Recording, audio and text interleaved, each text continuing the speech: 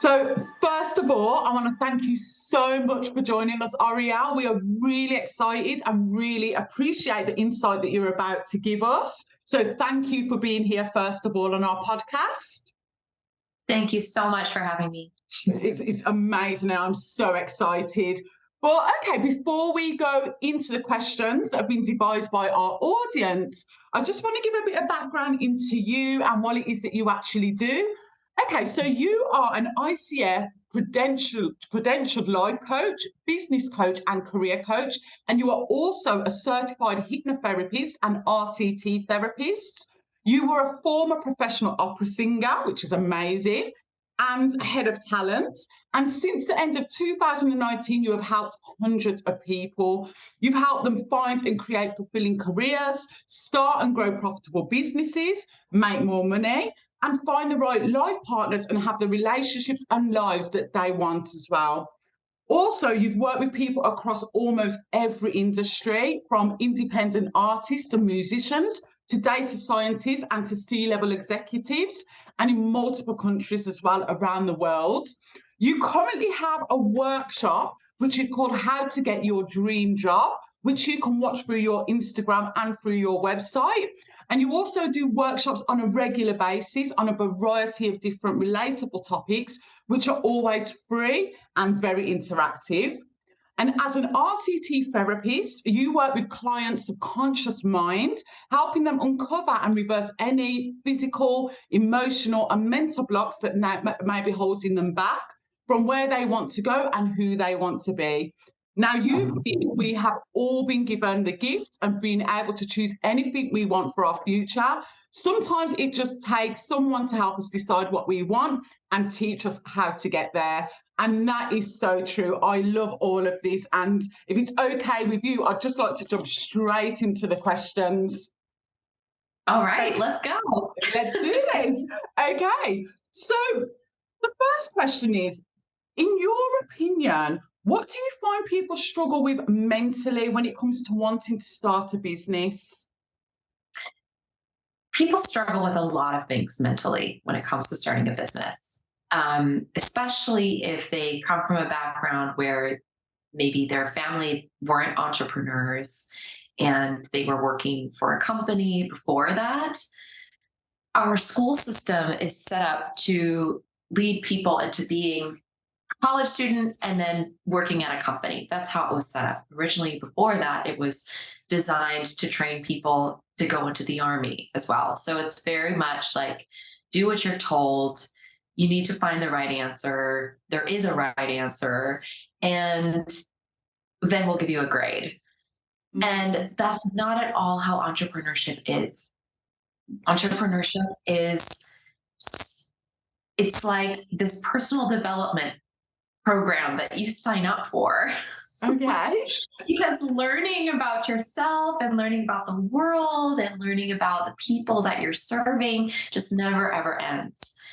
And one thing that I think a lot of new entrepreneurs struggle with is at the very beginning, they're wanting to find the right answer. They're wanting to avoid failure. They're wanting to avoid big risks. And I think that is the main thing people struggle with is it's scary because there is no right answer. Okay. And you could fail. Yeah, definitely. Yeah. Wow. So it's this fear of taking a risk. It's this fear of failure. It's the fear of leaving something steady or stable and familiar that they've known all their lives. It's, this need that we all have because it's been conditioned into us to need everything to be perfectly laid out, perfectly planned. There, like I said, there to be a right or wrong answer. And then some people, because that fear is so strong, they hide behind needing to do a bunch of market research for a year, or they go and get an MBA because getting more education to them, they rationalize that and say, oh, well, I'm just getting more education. I'm just getting more qualified for what I want to do. But really it's them hiding behind something because really they're afraid. And I want to say this, an MBA a lot of times is not helpful. It's just not. Okay. Even if you are wanting to work for a company or start a business, it's a lot of people spend a lot of money and a lot of time on their MBAs and then don't get a higher salary when they come back to look for a job. And it also doesn't really help them when they need to start a business a lot of times because there is no right answer. We can't just write out a plan and everything's going to go perfectly. Things are not going to go perfectly. It's never perfect. And that is really scary for a lot of people. Not being in control, not being able to predict the outcome is really scary. Another thing I see people struggle with, like I said, there's a lot, Stacey. Another thing I see is, and this was me in the beginning as well, is just going through this whole I don't know loop. I was constantly thinking, I don't know what to do. I don't know what the right answer is. I don't know what's going to work. I don't know if this is enough. I don't know if my niche is right. And that will just make it take so much longer to have any success as well. So, what I would say, you asked me, what people struggle with the most. And I'm going to give you also a little solution to that as well. Yeah, please do, please. Is to stop telling yourself, I don't know, and start exploring. Like, what do I think will work? Because we're all a lot smarter than we think. We've been living on this planet long enough to know what people find valuable and what people want to pay for. And that's all a business is really. It's creating value that people want to pay for. As long as you're doing that, you have a business. Wow, that is incredible advice, 'cause I have definitely struggled with that myself. And, it took me a couple of years actually, because, I was in my own head and I really didn't know the solution. So that is really good advice. But what about, there are people who know that they want to work for themselves and they know that they want to start a business. And one of the most common questions I actually got, which I'm going to ask you now, is, they know that they want to pursue this dream and be this entrepreneur, but they're not really sure of what their purpose is. So what advice would you give to help them identify what their purpose actually is, or what they should pursue a business in? Okay, so this question is twofold, Okay. and it's a very popular one. So thank you for asking this question, Stacey. Um, a lot of us want to start businesses because we feel like something's missing, because we feel that pull, like the name of your podcast, pursue the pull. We Yeah. feel that nudge, we feel that tug to do something more meaningful with our lives, to create something in the world. And so if you feel that, that is part of your purpose. Now, what your business actually is about can be infinite things. Again, there's no right or wrong answer. One thing that will make it more sustainable is if you enjoy what you're doing, of course, if you're passionate about what you're doing. And for me, that was something that was always very important in my career. That's why I wanted to be an opera singer, because I was so passionate about that. And I am the type of person where if I'm not passionate about what I do for a living, I am so miserable, because to me, I find it very important to actually identify with what I do. And some people are happy to just find their fulfillment outside of work, and that's amazing. And if you're one of those people, you are so lucky. But a lot of people want to feel passionate about what they're doing. They want to love what they're doing. They want to identify with it. They want to say, this is my purpose, this is my path. And for those of you who are wanting to start a business and you feel that way, there are two things you need to consider. One is, what are people actually needing? Like, what is the need? What is a problem that needs to be solved? What's a problem that you can solve? And are there enough people that are willing to pay for it to be solved? Okay. So again, this doesn't have to take a year of market research, but it does have to take some market research. I mean, but that can be done while you start. So I would say start messy, start before you're ready, do some trial and error, start selling stuff, start selling what you believe people need, what you believe would solve a problem, and see if people are willing to pay for it. So that's part one of this answer. Okay. And on the other hand, make sure it's something that you enjoy giving to your community or to the world, because that's what's going to make you want to pursue it for longer. That's what's going to make you stay in it during all the ups and downs, because there will be downs. Mhm. So pick something that you're going to enjoy, pick something that you're going to commit to, that you're going to find meaningful for a long time, that if it fails 100 times, you're still going to keep going because you care about it so much. That's what really a purpose is. It's the Mhm. value that you're bringing to this world and also what is lighting you up. So it's kind of like a relationship with someone you Yeah. love. You're giving them love and you're getting love. You're getting a feeling of love, right? It can't be one sided. So your purpose is also not one sided. Like it's you giving and it's you also receiving. Wow, that's interesting. Yeah, and I definitely agree with that. But one of the things that, you know, that is quite common, and again, this is something I've really experienced myself, and you've also touched on it a little bit earlier.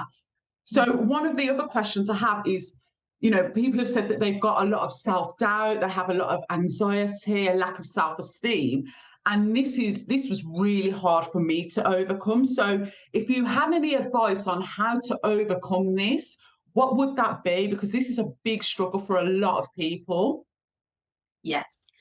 Well, first of all, I have to say, if you struggle with anxiety or self doubt, welcome to the human race because everybody does. It just means you're normal and human, and welcome, welcome. Um, and another thing I want to say is, of course, therapy can be really, really helpful in this. And I know that sounds like kind of a simple answer, but we have emotions.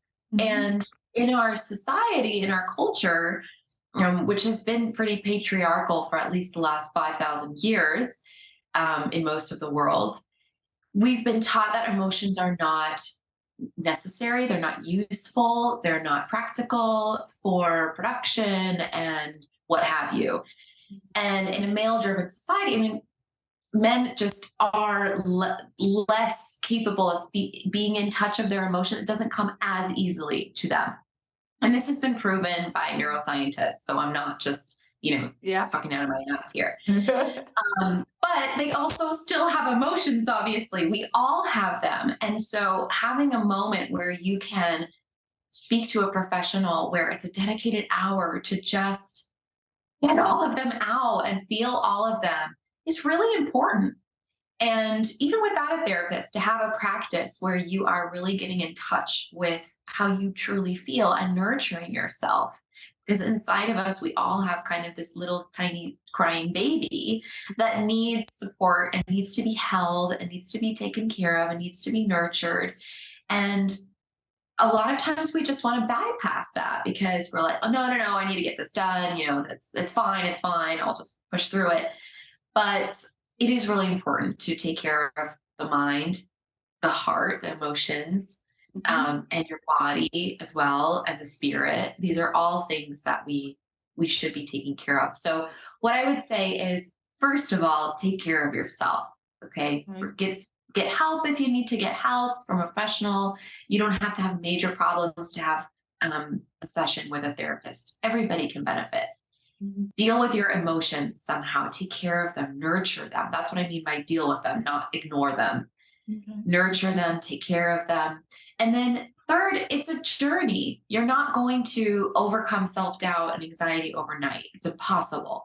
So just know that no matter what you do in your career and in your pursuits and your ventures and your relationships, these feelings are always going to be with you. They're always going to be along for the ride. But the more you nurture them, the more you um, actually listen to them and talk to them and comfort them.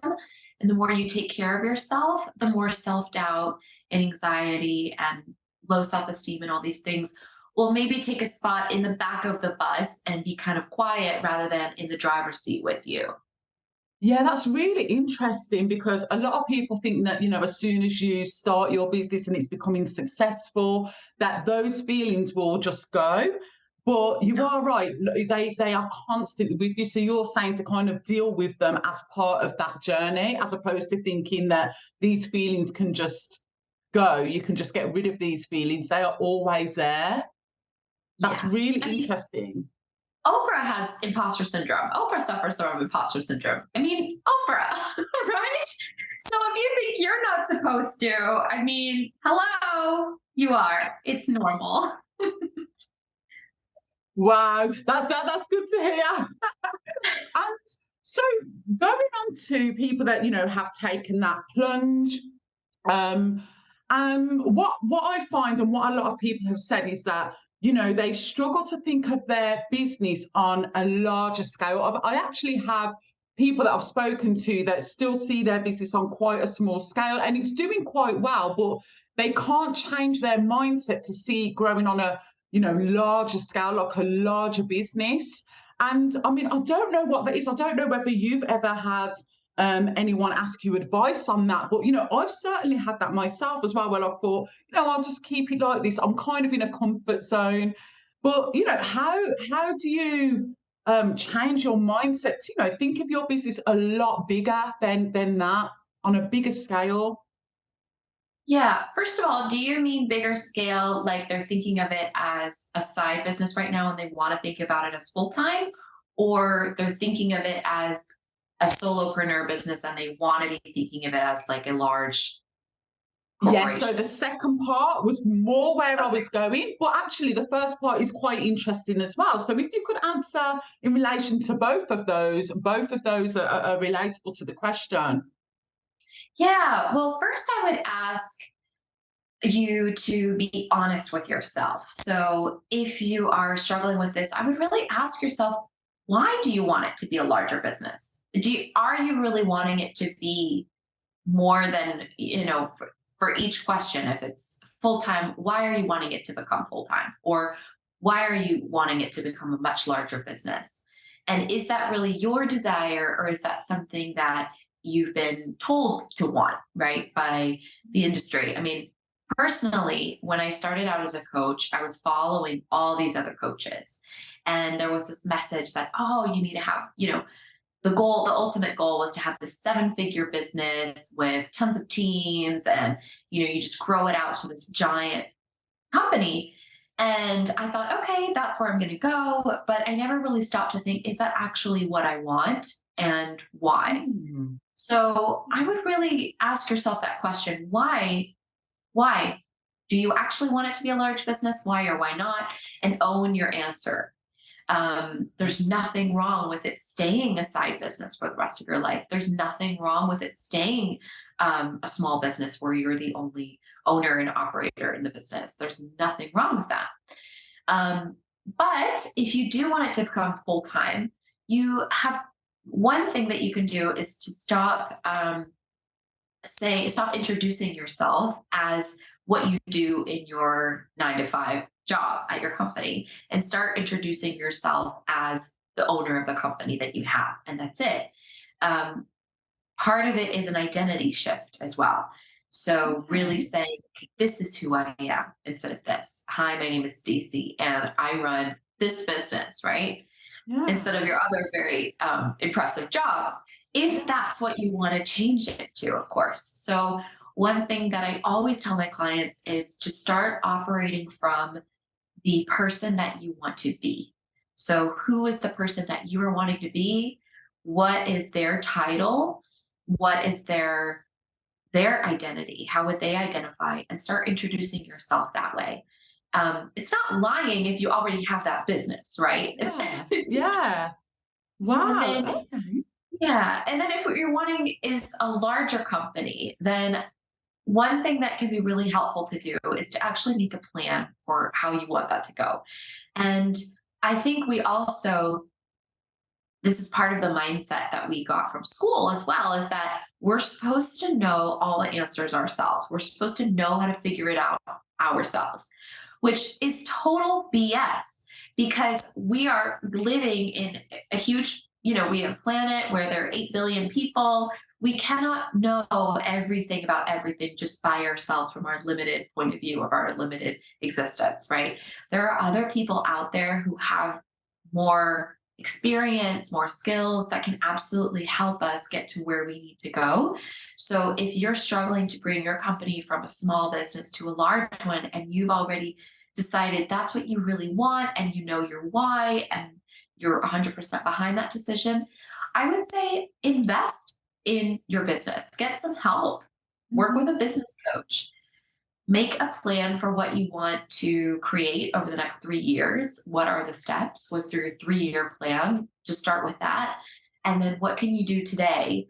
What do you need to stop doing in your business? First of all, that's making it a small business. And what do you need to start doing today in order to create that vision of a larger business? What do you mean by what do you need to stop doing to make it a smaller business? What do you mean by that? Yeah, good question. So we may be doing things every day that are taking up our time, that are making it impossible for our business to actually grow. Okay. So if, for instance, the way that you get clients is you have hour-long coffee chats with people and then they become a client. Well, you're not going to be able to do that to grow your company, right? Because that's Mhm. just so much time out of your day. Yeah. So now when you're thinking of things on a larger scale, it's not like, how can I get one client every week anymore? It's how can I get 10 clients every day, right? So we're thinking of things at a larger scale. Wow. Okay. And think so on the topic of larger scale, again, this is another popular question. And people have said that they actually feel guilty when they think about making a lot of money and being extremely successful. Have you come across this before? And why is this? Why do people feel like this? Yeah, because business and career, it's all tied in with money. It's all intertwined, of course. So we cannot work on our business, we cannot work on our careers unless we actually work on money as well and our relationship with money, because it's the same thing. And so when we feel guilty for making money, there can be a lot of different things happening. So one of the most common one of the most common beliefs that I see is that causes guilt is that somebody is thinking that in order to make a lot of money, they must be taking it away from someone else. Okay, so this is a fundamental money belief. That is, of course, not true because if someone's paying you for the value that you're getting money in return for something that you are giving, right? That's how you make money Mhm. unless you are a thief, right? So you should feel guilty maybe if you actually are a thief and you actually are stealing from people, right? Yeah. So in that case, the guilt maybe is warranted. But if you feel guilty because you made lots of money and you were extremely successful and you put a lot of value into the world, I mean, then there's a belief issue that needs to be looked at and have more awareness around. I've seen this a lot as well with children of immigrants whose family sacrificed a lot to give them the opportunities that they had. And they were maybe the first generation of kids to graduate from college. And the first generation of kids, maybe they make tons more money than their parents ever did. And they feel guilty about that as well. And it's the same thing. Are you taking anything away from anyone? No. We feel guilty when we think we're doing something wrong, when we think we're hurting another person, Yeah. when we think we're going against one of our values. And so at Mm. that point, it's really important for you to look at yourself and look at your beliefs. What do I think I'm doing wrong here? And really answer it for yourself. Why don't I just believe that I'm actually making my family proud? Maybe this is why they immigrated to this country so that I could have these opportunities. And what can I actually give back with this money? So this is another question to ask yourself as well. The guilt comes from thinking that being rich is going to make us a bad person as well. This is the Yeah. other very common belief that I see Yeah. as well. And of course, that's going to make us feel guilty. But this belief comes from good people. Good people have the belief that money is going to make them into bad people. So imagine if you're a good person, and you think money's bad, how much money is that going to make you? Mm. Yeah, I have actually struggled with this myself. It's strange that I thought I used to think, why would I think like this? Is this normal to think like this? But I know that I'm not alone in this thought, and I have actually, like I say, struggled with this myself. Is it going to make me a bad person? And again, it comes into my beliefs and my values as well. So it's something that's really difficult to overcome. I found so. How are you saying to really overcome that? Yeah. Well, another thing we have to understand is that money itself is an energy. It carries an energy with it. It's Hmm. an every object, every entity, every person, every place has an energetic vibration attached to it. Okay. And we can really feel the energy of that. And for a very long time, money has had this energy of exploiting other people. It's used around the world for terrible things. I mean, this is just a fact. People who have a lot of money, a lot of times, they exploit others with it. They pay for sex, they pay to abuse people. I mean, Yeah. there's a lot of really negative things that actually are attached with money. And some people who don't have a conscience, who don't care about other people, have made it their life's mission to become very rich and powerful. And that's what our society has seen for a very long time. Yeah. What we have to remember is that money is a symbol for value. Okay, that's what humankind, over time, we have just made that the currency of trade. Thousands and thousands of years ago, we could just trade things. We didn't have money, right? Yeah. Unfortunately, we can't go back to that. Now we have money and we have to work with it, right? And so, Yes. this belief that money's going to make you a bad person is just not helpful if you are a good person, if you actually do care about the world. Because the truth of the matter is that money can give you freedom, money can give you power, which are wonderful things if you are a good person. Shying away from power is a terrible thing if you're a good person because good people need to be in power. So, money can help you make wonderful changes. Money is something that you can give to other people from a place of love. And so I think as humans, and I think this is starting to happen, we're starting to see a new paradigm where more and more people are changing the energy associated with money. And I think that's very, very important because if we keep believing that money will make us bad, we're just going to keep perpetuating society where a lot of bad people are the ones who are rich and in power. Because what we believe then is created, right? Words create. What we speak creates. What we think creates in our lives. And as a collective, we've been believing that money makes you bad. And so a lot of bad people are rich, right?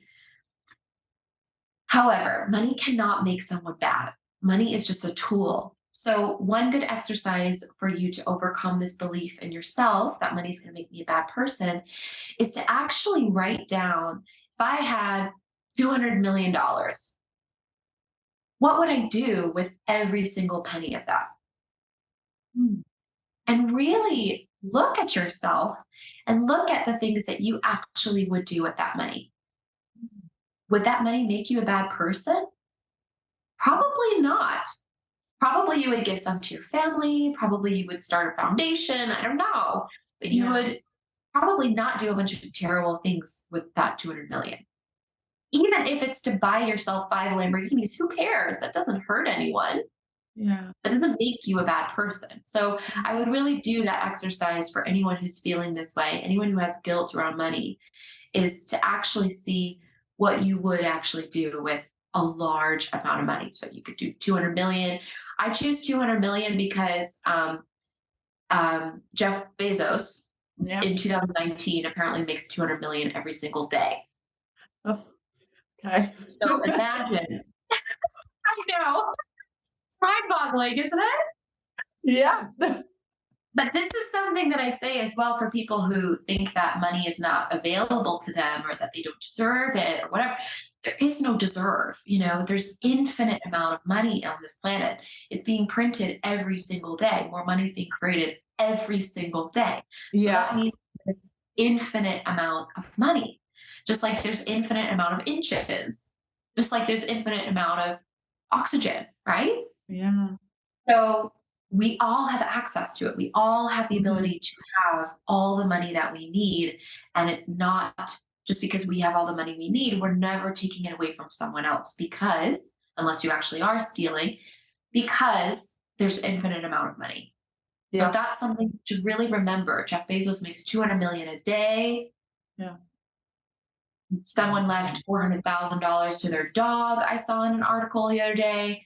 There's a Yeah. hotel people pay $250,000 a night to stay at, or euros. I don't know what it is, Wow. but there's so much money in the world to be had. Yeah. That is incredible, and that is definitely something people should do. And I will do that myself a lot more. And and the final question of part one, I think I know the answer to this, but I'm going to ask it anyway, just to get your take on it. But why do I find it difficult to make career decisions? Some people go from wanting to start their own business and then they end up saying, no, I'll stay employed and I'll progress in my current job. So what is this back and forth? And again, this is something I have done myself of like business, employment. Then I've gone back into business, then employment. So this is something I have juggled with myself. So why do people find it difficult? What is that all about? Is this your question, Stacey? Did you submit this one? It's very personal, you can tell. Oh, okay. Well, there is no right or wrong answer. It's normal to find it difficult because of kind of what we talked about in the beginning, which is that we want things to be comfortable and safe. That's human nature. We want everything to be easy. We want to be comfortable. We want to be safe. We want to be taken care of. These are fundamental needs that we have. So if the thought of starting a business seems scary or risky, then of course we're going to oscillate between the two decisions and we're going to want to stay where it's safe and steady and stable. So that's something to remember as well, is how can I make this idea, if what you really want is to start a business and your heart is really telling you that this is what you need to do with your life and you need to do it soon because you really want to, not because you're putting pressure on yourself, which is a whole other thing. We'll talk about that later. Yeah. But what you really want to do is start a business because that's what your soul and your heart really want to do. Then you need to ask yourself, okay, how can I start to believe that having a business actually is steady and stable and safe and comfortable and okay? How can I make this okay for myself? How can I make this safe for myself? A lot of people thought that starting a business during the pandemic and for the last 3 years was a really scary time to start it. Oh, I'll start it, when things calm down, when things settle down. But actually, this has been the best time to start a business because staying in a company is so unstable right now. The really risky That's thing, the true. most risky thing is actually being employed somewhere. Yeah, that is so true. Wow. Well, that is amazing. I mean, we've come to the end of part one, and it has been incredible. I can't wait for part two, where we talk more about career transition. So this is the stage of, how we actually transition from employment into our own business. So we'll be going through all of that in part two. But you have been incredible. I've taken a lot away from this myself, and I know that everyone else listening to this podcast is going to just be so appreciative of every bit of insight that you've given us. So thank you so much. It's been an absolute pleasure. I've thoroughly enjoyed it. I'm so glad you decided to do this interview. Of course, Stacey. Thank you so much for having me. Thank you Thank so much for you. your energy as well. Thank you. Thank you. Bye.